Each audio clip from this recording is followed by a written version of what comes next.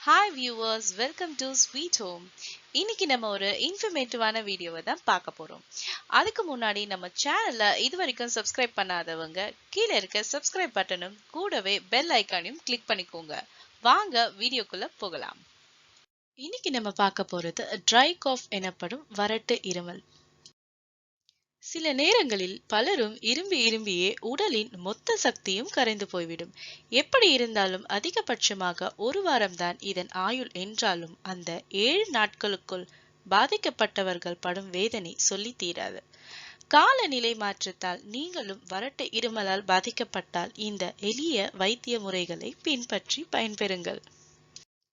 பெருங்காயத்தை தேன் மற்றும் இஞ்சியுடன் கலந்து குடித்தால் சுவாச கோளாறுகளான வறட்டு இருமல், ஆஸ்துமா, மார்பு சளி போன்றவைகள் குணமாகும். சிறிதளவு கொள்ளெடுத்து வறுத்து பொடி செய்து அதனுடன் மிளகு, பூண்டு மற்றும் சுக்கு மூன்றையும் சேர்த்து பொடி செய்து தண்ணீரில் இந்த 2 பொடிகளையும் கலந்து சிறிது உப்பு சேர்த்து நன்கு கொதிக்க வைக்கவும். 2 நாள் தொடர்ந்து இம்மருந்தை சற்று சூடாக குடித்து வந்தால் வறட்டு இருமல் என எந்த இருமலும் வந்த வழியே ஓடிவிடும். வறட்டு இருமலால் அவதிப்படுவோர் சிறிதளவு சுத்தமான தேனை ஒரு தேக்கரண்டி எடுத்து அப்படியே சாப்பிட அடுத்த சில நிமிடங்களில் இருமல் ஓடிவிடும்.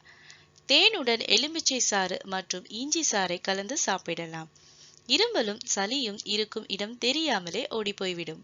மேலும் நம் வீட்டில் அன்றாட பயன்படுத்தும் புதினாவை துவையலாகவோ அல்லது சூப் செய்தோ சாப்பிடுவதால் வறட்டு இருமலில் இருந்து எளிதில் விடுபடலாம். சிறிய இஞ்சி துண்டு ஒன்றின் சிறிதளவு உப்பு தடவி அதோடு துளசி இலை சேர்த்து மென்றால் போதும். இருமல் சொல்லாமல் கொள்ளாமல் ஓடிவிடும். என்ன வியூவர்ஸ், வறட்டு இருமலை போக்க என்னென்ன எளிய வைத்திய முறைகள்னு பார்த்தோம். இந்த வீடியோ உங்களுக்கு ரொம்பவே இன்ஃபர்மேட்டிவா இருக்கும்னு நம்புறேன். நான் அடுத்த ஒரு இன்ஃபர்மேட்டிவான வீடியோல உங்களை வந்து சந்திக்கிறேன். தேங்க்யூ.